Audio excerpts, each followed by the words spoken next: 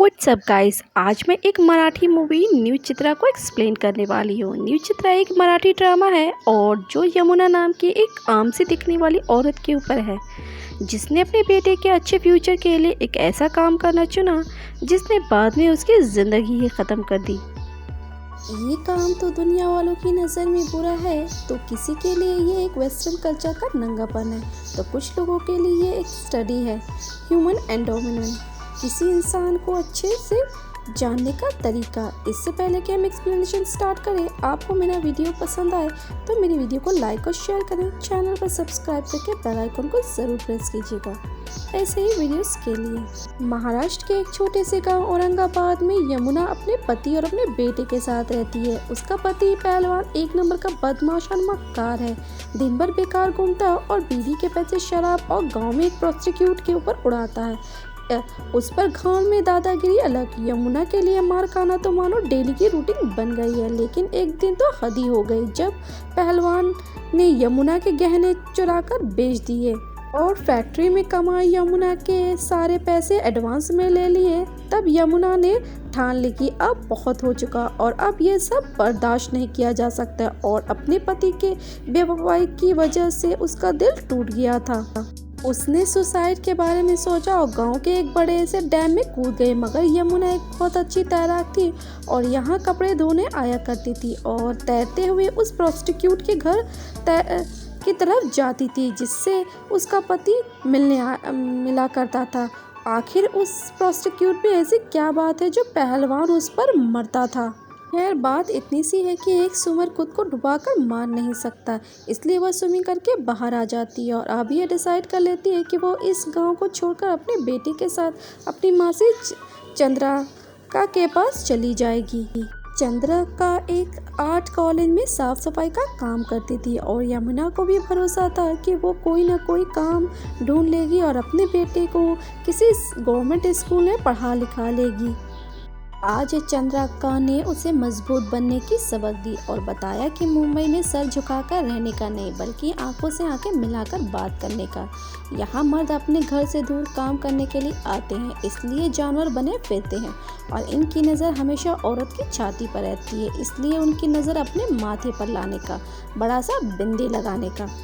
यमुना अपनी मासी पर किसी तरह का बोझ बनना नहीं चाहती थी, इसलिए कोई न कोई काम जल्द से जल्द ढूंढ लेना चाहती थी। मगर चंद्रिका को इसके काम की कोई परवाह नहीं थी। वो तो उसे अपनी बेटी की तरह से समझती थी, क्योंकि इसकी कोई औलाद नहीं थी, इसलिए घर में ज़्यादा कुछ खर्च नहीं था और पति भी ठीक ठाक कमा लेता था, तो ज़िंदगी गुजरने का सारा सामान था। कई दिनों तक मुंबई में ठोकर खाने के बाद भी यमुना को कोई काम नहीं मिलता और काम की तलाश करते करते उसका चप्पल भी टूट जाता है। इधर लानियाल भी बस्ती के लड़कों के साथ लुक्कागिरी कर रहा था। स्कूल नहीं जाएगा तो यही होगा। यमुना को भी अपनी मासी चंद्रिका के काम पर थोड़ा शक था। एक सफाई करने के लिहाज से वो बहुत ज़्यादा कॉन्फिडेंट थी, क्योंकि वो सिर्फ यही सफाई वाला काम तो नहीं कर सकती है, वो कुछ और काम भी करती होगी। एक दिन यमुना तय करती है कि वो छुपकर चंद्रिका का पीछा करेगी। रास्ते पर वो उसका पीछा करती है और फिर वो उसे एक आर्ट्स स्कूल में जाते हुए देखती है। थोड़ा अजीब लगता है और आर्ट्स स्कूल में स्टूडेंट उसे गुड मॉर्निंग विश करते हैं, तो कोई इसका हाल चाल पूछता है मानो चंद्रिका कोई प्रोफेसर हो। और यमुना देखती है कि वो एक सफाई करने वाली ही है और कॉलेज में सफाई का काम ही करती है। लेकिन कुछ देर बाद चंद्रिका अंदर चली जाती है और यमुना भी छुपकर अंदर चली जाती है। यमुना एक रूम के अंदर झांकती है और चंद्रिका बिना कपड़ों के ऐसे ही बैठी होती है। कई सारे स्टूडेंट उसके पिक्चर्स बना रहे होते हैं। यमुना को कुछ भी समझ में नहीं आता कि ये सब क्या हो रहा है। तभी चंद्रिका को लगता है कि रूम के बाहर कोई है और अंदर देख रहा है, और जब चंद्रिका आवाज़ लगाती है कि बाहर कोई है और अंदर झांक रहा है, तब यमुना वहाँ से फौरन भाग जाती है। और ये सब देखकर यमुना को इतना बुरा लगता है कि वो बता भी नहीं सकती। छी, इतना गिरा हुआ काम है। और जब शाम में मासी वापस आते हैं तो यमुना उससे कहती है कि लाशरम बेच खाई हो क्या, कितना घटिया काम करती हो। तब चंद्रिका उसे गुस्से से कहती है कि जब उसके पति की नौकरी चली गई थी और उसके पास भी कोई काम नहीं था और मर्द उसे बुरी नज़र से देखते थे और हालत ऐसी हो गई थी कि कचरे के डब्बे से निकाल कर खाना पड़ता था। तब उसकी हालत देखकर बस्ती की एक औरत ने उससे ये काम दिलाया। वो स्टूडेंट उसका नंगापन नहीं देखते, उसके नंगेपन से उन्हें कोई मतलब नहीं होता, उनकी आंखों में हवस नहीं, उनके लिए तो ये पढ़ाई का काम है, वो तो एजुकेशन वाला काम करती है, इसमें बुराई कैसा, और काम के अच्छे पैसे भी मिलते हैं। मगर वो एक बात याद रखे, इस बारे में उसके पति को कुछ भी नहीं पता चल सका, दिखाने के लिए वो सफाई वाला काम करती है।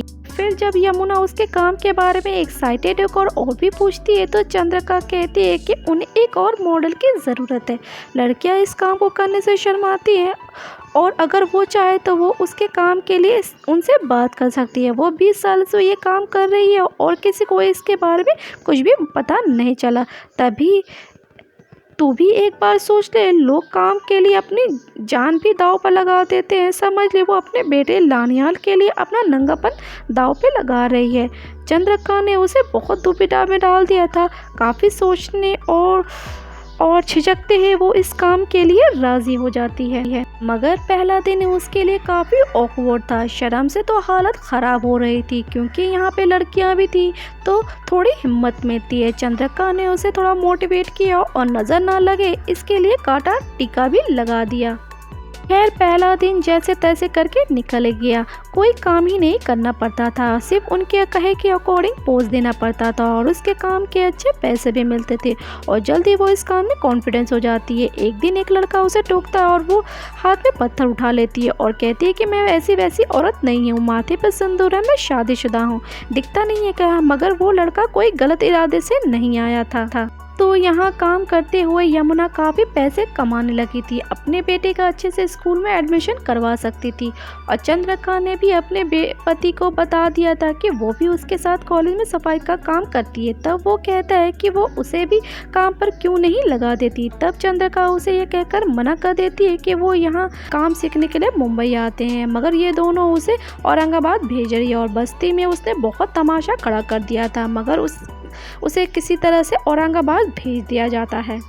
जब यमुना को अपने बेटे की पढ़ाई के लिए ज़्यादा पैसे की ज़रूरत थी तो वो स्टूडेंट के लिए कॉलेज के बाहर भी पोजिंग का काम करने के लिए तैयार हो जाती है। एक एक पेंटिंग की काफ़ी कीमत होती है और ऊंचे ऊंचे दामों में बिकती है। बदले में यमुना को भी अच्छे पैसे मिल जाते हैं, मगर ऐसे बाहर किसी जगह पे न्यूड पोज करना खतरनाक था, कुछ भी गलत हो सकता था। मगर कॉलेज के किसी भी स्टूडेंट के साथ जाना में उसे कोई प्रॉब्लम नहीं थी और धीरे धीरे यमुना भी उनके साथ घुल मिल जाती है और अब तो उसके लिए ये काम मानो आम सी बात हो गई थी। एक दिन उस कॉलेज का प्रिंसिपल उससे कहता है कि एक बहुत बड़ा पेंटर इंडिया आया और अपने प्रोजेक्ट के लिए न्यू पेंटिंग बनाना चाहता है, क्या वो उसके लिए पोजिंग करेगी। अगर वो राजी है तो वो उससे किसी स्टूडेंट के साथ वहाँ पे भेज देगी। इस आर्टिस्ट का नाम मलिक है, लगता है कि कोई बड़ा पेंटर होगा। वो स्टूडेंट भी उससे हैरानी से देख रहा होता है और वो ओल्ड आर्टिस्ट उसे पोज करने के लिए कहता है और कहता है कि वो पोजिंग करते हुए बातें कर सकती है, ऐसे चुप रहने की ज़रूरत नहीं है। तब वो पूछती है कि वो आखिर न्यूड पेंटिंग क्यों बनाता है। ज़्यादा काम करने लगी, कई दूसरी जगह भी प्राइवेट पोजिंग का काम करती थी। एक दिन पोजिंग के दौरान कॉलेज के अंदर कुछ कट्टरपंथी लोग घुस आए। ये हमारे कल्चर के ठेकेदार है, सारी पेंटिंग तोड़ दी, स्टूडेंट और प्रिंसिपल को भी खूब मारा। एक बार तो लगा कि पेंटिंग का काम रुक जाएगा और कॉलेज भी बंद हो जाएगा और कोई भी मॉडल इस इंसिडेंट के बाद कॉलेज में पोजिंग का काम नहीं करेगी। अगर यमुना ने हिम्मत दिखाई अब पोजिंग का काम जारी रखा। पूरी इंडिया में सिर्फ यही एक कॉलेज था जहां न्यूड पोजिंग का काम हुआ करता था और इंडिया के कोने कोने से स्टूडेंट यहां पर पढ़ाई करने के लिए आते थे और आर्ट्स के लिए ह्यूमन एनाटॉमी को स्टडी करते थे। ये काम भी किसी डॉक्टर के काम से कम नहीं है। अगर डॉक्टर धक कर ऑपरेशन करेगा जाया करता था और अब एक प्रोफेसर बन गया और आर्टिस्ट बना लानियाल के बस की बात नहीं है। उसकी मेंटालिटी कुएं के दीवार के जैसी है और जिसमें वो कुएं का बनकर रह गए। इसमें सोचने की और आज़ादी नहीं है और ना ही वो ओपन माइंडेड है। और इसी के साथ इस कहानी का यहीं पर एंड हो जाता है। आई होप आपको वीडियो पसंद आया होगा। Thank you for the watching.